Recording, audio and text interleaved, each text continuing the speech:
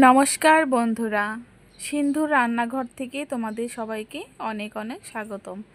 আশা করি তোমরা সবাই অনেক ভালো আছো। সবাইকে ঈদ মোবারক।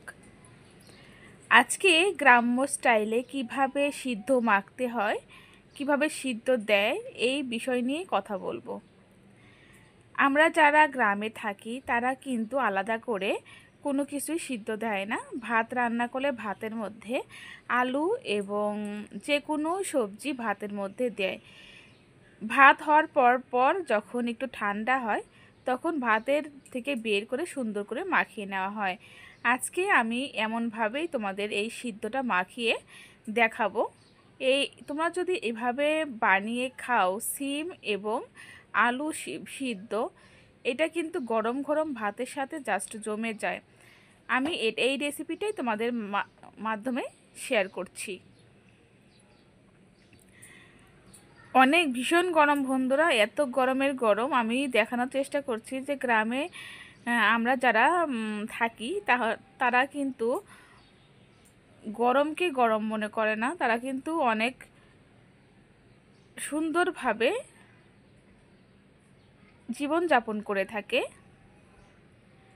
আর এই সিদ্ধটা দেখছো আমি হাতের মাধ্যম দিয়ে কত সুন্দর করে এই সিদ্ধটা মেখে নিব। আমি এই রেসিপিটা অনেক দিন আগেই করেছিলাম। আমার ফোনে এক ফোনে চার্জ ছিল না, পরে আর এক ফোন দিয়ে এটা করেছি। তবে শুকনা লঙ্কা দিয়ে যদি তোমরা সিম আর আলু এই ভর্তা বা সিদ্ধ যাই বলো না কেন, এটা যদি মেখে খাও তাহলে কিন্তু ভীষণ ভীষণ মজা লাগবে বন্ধুরা।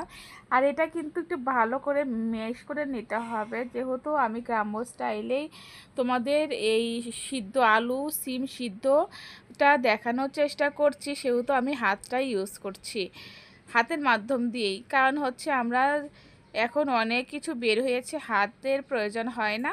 কিন্তু গ্রাম্য স্টাইলে যেহেতু আমি এই সিদ্ধ মাখাটা তৈরি করছি, তাই তোমাদের এটা ভালোভাবে বুঝিয়ে দেওয়ার চেষ্টা করছি। আশা করি তোমরা বুঝতে পারছো। গরম গরম ভাতে সকাল অথবা সন্ধ্যা যাই হয় না কেন, গরম গরম ভাতের সঙ্গে কিন্তু এই রেসিপিটা ভীষণ ভীষণ ভালো লাগে। আর এখানে কিন্তু খাঁটি সরিষার তেল ব্যবহার করতে হবে। আমি কিন্তু লবণ, তেল, শুকনো মরিচ যেটা মেখে নিয়েছি। কেমন লাগলো অবশ্যই